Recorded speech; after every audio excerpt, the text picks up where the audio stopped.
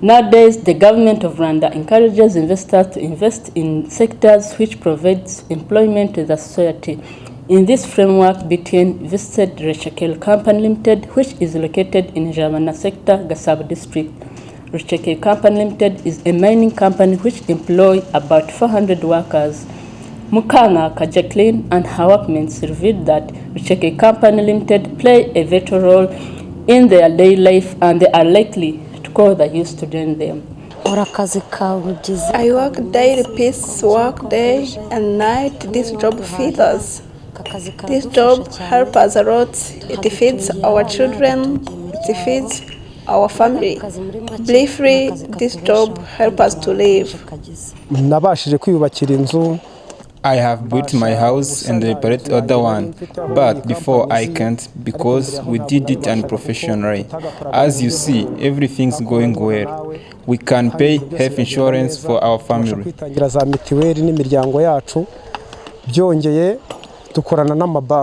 In addition, we work hands in hands with bank. Nowadays, I can borrow 100,000 at bank because I have a job. When I showed them that I'm a worker of Rucekeli Company Limited, they said that I have ability to pay that loan.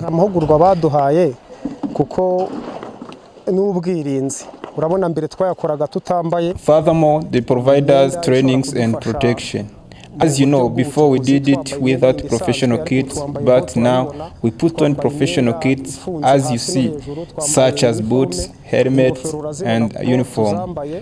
All these equipment protect us to breathe. Our feet are safe now.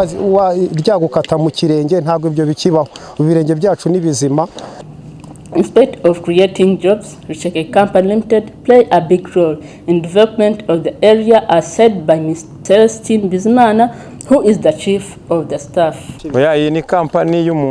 This is an individual company. It's a company called Rucekeli. As you see, the company is preparing to provide electricity in order to help machines to operate well.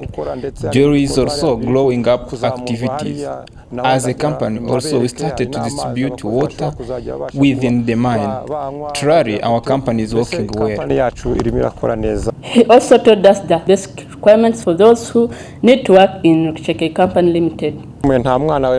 No children are allowed to work here.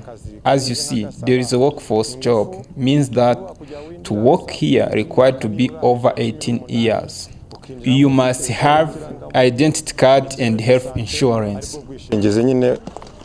Let's remind you that Nyachonga mine located in 4 miles from Kigali City, Dana to Muhirwe, Nyachonga, Kigali City.